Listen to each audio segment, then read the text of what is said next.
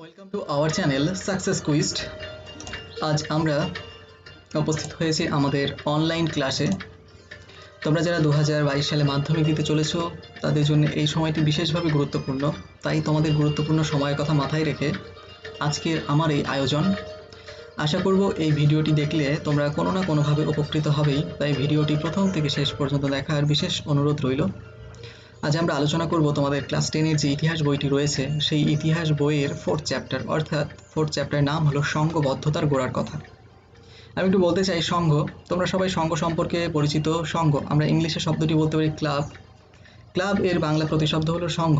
আমরা দেখব ভারতবর্ষে 19 শতকে বেশ কিছু সংঘ গড়ে উঠেছিল, বেশ কিছু ক্লাব গড়ে উঠেছিল, বেশ কিছু প্রতিষ্ঠান গড়ে উঠেছিল। সেই প্রতিষ্ঠান কি করে গড়ে উঠলো, কেন গড়ে উঠলো, এইসব বিস্তারিত মূলত আলোচনা করব।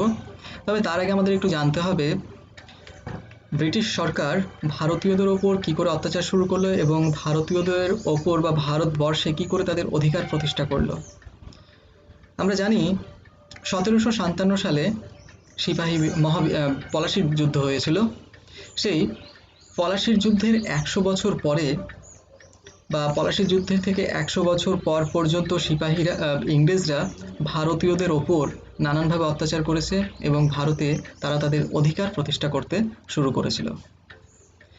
এই অধিকার প্রতিষ্ঠা করার ফলে বিশেষ করে ভারতীয়দের শিল্পপতি, কৃষক শ্রেণীর লোকেরা দারুণভাবে ক্ষতিগ্রস্ত হয়েছিল।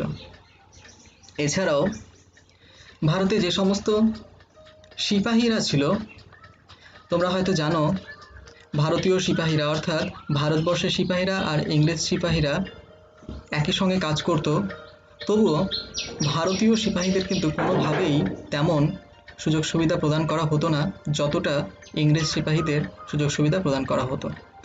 স্বাভাবিকভাবেই আমরা দেখব এই কারণেই কিন্তু ভারতীয় সিপাহীরা ক্ষুব্ধ হতে থাকে এবং এর ফলশ্রুতি হিসেবে নৌবিদ্রোহ হয়েছিল। আমরা এইখানে সেই নৌবিদ্রোহ সম্পর্কে যাচ্ছি না, আমরা এইখানে দেখব এই যে ভারতীয় সিপাহীরা যে সেনাবাহিনীতে ছিল, এই সেনাবাহিনীতে ইংরেজ সরকার একটা রাইফেল প্রচলন করেছিল। তোমরা হয়তো অনেকেই জানো, ক্লাস 8-এ পড়েছো, এনফিল্ড রাইফেল প্রচলন করেছিল। সেই রাইফেলে একটা টোটার প্রচলন ছিল। টোটা একটা খোলস ছিল, সেই খোলসটি নাকি শূকরের চর্বি এবং গরুর চর্বি দিয়ে তৈরি ছিল। স্বাভাবিকভাবে আমরা বুঝতে পারছি শূকর এবং গরুর চর্বি, এখানে একটি ধর্ম নাশের আশঙ্কা তৈরি হয়। হিন্দু এবং মুসলিম উভয় সম্প্রদায়ের একটি ধর্ম নাশের আশঙ্কা কিন্তু তৈরি হয়েছিল। ফলে হিন্দু সৈনিকেরা এবং মুসলিম সৈনিকেরা উভয় সৈনিক ক্ষিপ্ত হয়, ইংরেজদের বিরুদ্ধে তারা রাগে ফুঁসতে থাকে। এরপর আমরা দেখব যে সেই সিপাহীরাই মূলত ধীরে ধীরে একটা বিদ্রোহের সূত্রপাত ঘটাবে।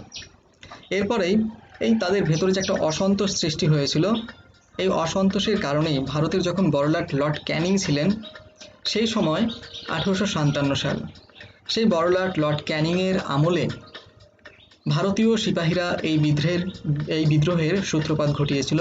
এই বিদ্রোহ প্রথম শুরু হয়েছিল মুর্শিদাবাদের বহরমপুর। তারপরে আমরা দেখব এই বিদ্রোহ শুরু হবে ব্যারাকপুরে। এই সিপাহী বিদ্রোহ বেশ দারুণ আকার ধারণ করেছিল। ব্যারাকপুরে এই বিদ্রোহ ঘোষণা করেছিলেন মঙ্গল পাণ্ডে। ব্যারাকপুরে মঙ্গল পাণ্ডে এই বিদ্রোহ ঘোষণা করেছিল 1857 খ্রিস্টাব্দের 29শে মার্চ। মঙ্গল পাণ্ডে এই বিদ্রোহ ঘোষণা করার পর তাকে ব্রিটিশ সরকার গ্রেপ্তার করে এবং বিচারে মঙ্গল পাণ্ডের ফাঁসি হয়। তোমাদের এইখান থেকে একটা শর্ট প্রশ্ন হবে যে সিপাহী বিদ্রোহের প্রথম শহীদকে? আমরা দেখলাম প্রথমেই কিন্তু মঙ্গল পাণ্ডে এই বিদ্রোহ ঘোষণা করলো এবং তার ফাঁসি হলো। তোমরা প্রশ্নের উত্তরটি করবে সিপাহী বিদ্রোহের প্রথম শহীদ হলেন মঙ্গল পাণ্ডে। এটি একটু খুব সুন্দর করে খেয়াল রেখো। তারপরে দেখবো এই বিদ্রোহ আরও বেশ কিছু জায়গাতে ছড়িয়ে পড়বে। মিরাট, দিল্লি, ঝাঁসি, লখনৌ, কানপুর ইত্যাদি ইত্যাদি জায়গাতে কিন্তু এই বিদ্রোহ বেশ বড় মাপের আকার ধারণ করবে। এই যে আমরা পড়ছি 1857 খ্রিস্টাব্দে মহাবিদ্রোহ হলো। পলাশির যুদ্ধের প্রায় 100 বছর পরে কিন্তু এই মহাবিদ্রোহ হয়েছিল। এই মহাবিদ্রোহের বেশ কিছু গুরুত্ব ছিল, বেশ কিছু চরিত্র ছিল। চরিত্র বলতে আমরা এখন যে টপিকটি পড়বো সেটা হলো 1857 মহাবিদ্রোহের চরিত্র ও প্রকৃতি। এই চরিত্র ও প্রকৃতি বা চরিত্র কি, আমরা জানি যে কারো চরিত্র সম্পর্কে আমরা যখন আলোচনা করতে যাই বলি লোকটি খুব ভালো, লোকটি খারাপ, এইরকম চরিত্র। তার বিভিন্ন রূপগুলো তুলে ধরা হয় চরিত্রের মাধ্যমে। ঠিক তেমনভাবে এইখানে আমরা দেখব যে এই মহাবিদ্রোহের রূপগুলো কেমন ছিল।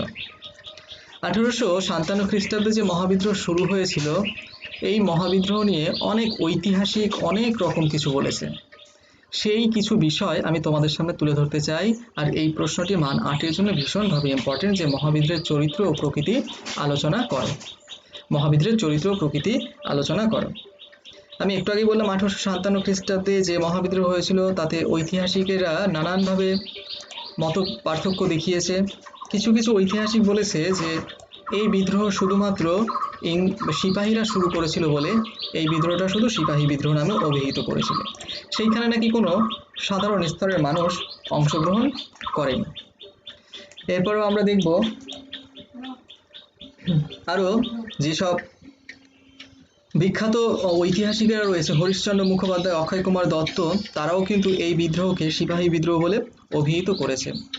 অন্যদিকে ভারতের যে সমস্ত জাতীয়তাবাদী ঐতিহাসিক ছিল, ভারতের যে সমস্ত জাতীয়তাবাদী ঐতিহাসিক, সেই সমস্ত ঐতিহাসিকেরা কিন্তু এই বিদ্রোহকে মহাবিদ্রোহ বলে অভিহিত করেছে। তারপর আমরা দেখবো, একটু আগে তোমাদের বললাম যে এই বিদ্রোহ দিল্লি, অযোধ্যা, লখনৌ, কানপুর প্রভৃতি স্থানে কিন্তু ছড়িয়ে পড়েছিল। ছড়িয়ে পড়ার পর আমরা দেখব যখন এই বিদ্রোহ শুরু হয় তার আগে দিল্লির এক সম্রাট ছিলেন, তার নাম হলো দ্বিতীয় বাহাদুর শাহ। দ্বিতীয় বাহাদুর শাহকে ইংরেজরা তার সিংহাসন থেকে পদচ্যুত করেন এবং তাকে তাড়িয়ে দেওয়া হয়। এই সময় সিপাহীরা কি করলো, সেই দিল্লিটা দখল করলো। দিল্লিটা দখল করে দ্বিতীয় বাহাদুর শাহকে আবার সেই সিংহাসনে বসালো, সিংহাসনে বসাবে এবং তাকে ভারতের সম্রাট হিসেবে ঘোষণা করবে। এই প্রশ্নটা ভীষণভাবে ইম্পর্টেন্ট যে ভারতের সম্রাট কাকে বলা হতো, দ্বিতীয় বাহাদুর শাহকে। তারপরে আমরা দেখব এই বিদ্রোহে বিভিন্ন জায়গাতে বিভিন্ন নেতা নেতৃত্ব দিয়েছিল, যেমন নানা সাহেব নেতৃত্ব দিয়েছিল কানপুর থেকে, তাতিয়া তোপি নেতৃত্ব দিয়েছিল, বিভিন্ন জায়গা থেকে বিভিন্ন লোক এই বিদ্রোহে নেতৃত্ব দিয়েছিল। তবে এখানে তোমাদের যে বিষয়টি ইম্পর্টেন্ট, নানা সাহেব, প্রশ্ন আসবে নানা সাহেবের প্রকৃত নাম কি, তখন তোমাদের বলতে হবে গোবিন্দ ধন্দু পন্থ। তাতিয়া তোপির প্রকৃত নাম কি, তখন বলতে হবে রামচন্দ্র পাণ্ডুরঙ্গ তোপি। এরপর আমরা দেখব আরো কিছু ঐতিহাসিক রয়েছে, যেমন টোরি বলে একটা দল ছিল, সেই টোরি দলের একজন নেতা ছিলেন ডিসরেলি। তো প্রশ্ন হবে ডিসরেলি কোন দলের নেতা ছিল, টোরি দলের। টোরি দলের নেতা ছিলেন ডিসরেলি। আরো একজন বিখ্যাত সামন্ততন্ত্রবিদ ছিলেন কার্ল মার্কস। এই যে ডিসরেলি, কার্ল মার্কস, এরা কিন্তু এই বিদ্রোহকে জাতীয় বিদ্রোহ বলে অভিহিত করেছিল।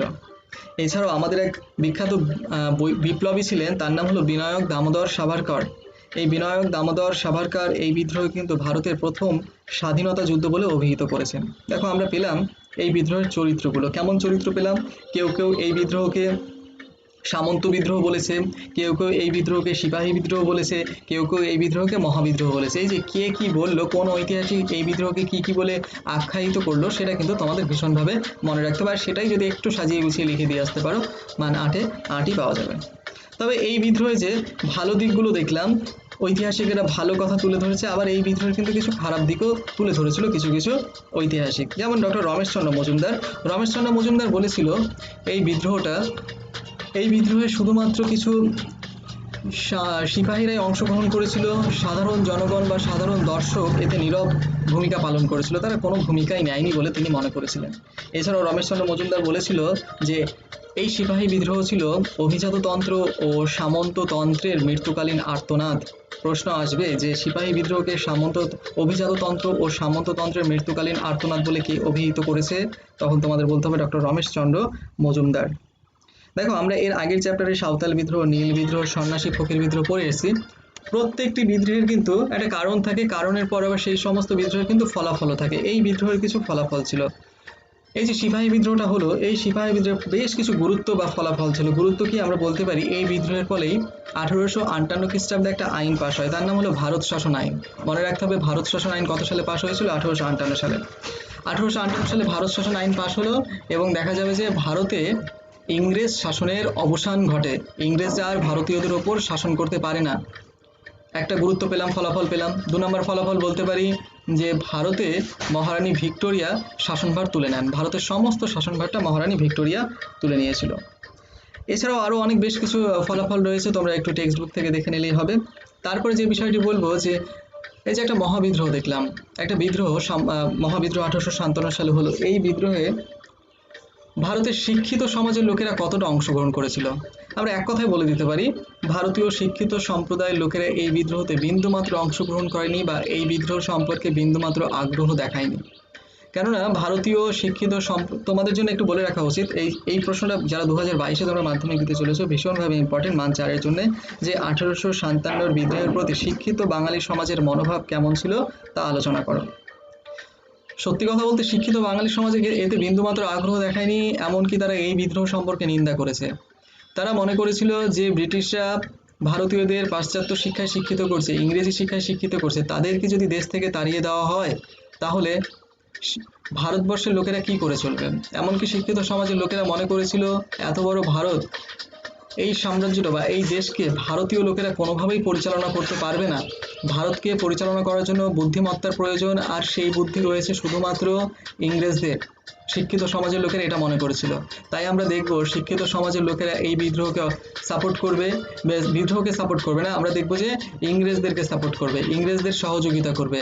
আর ইংরেজদের তারা সহযোগিতা করবে বলেই এই বিদ্রোহ কিন্তু ইংরেজদের দমন করতে বেশ অনেকটা সুবিধা হয়েছিল।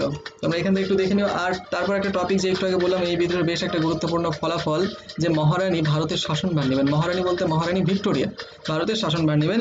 এই মহারানী ভিক্টোরিয়া যে ভারত শাসন আইন পাশ করা হলো, এই ভারত শাসন আইনের মাধ্যমেই কিন্তু ভারতের শাসনভার তিনি নেবেন। 1857 খ্রিস্টাব্দে যে মহাবিদ্রোহ হয়েছিল, সেই মহাবিদ্রোহকে দমন করার জন্য ব্রিটিশ সরকার দারুণ দমন নীতি গ্রহণ করেছিল। বহু বিদ্রোহী নেতাকে হত্যা করা হয়েছিল।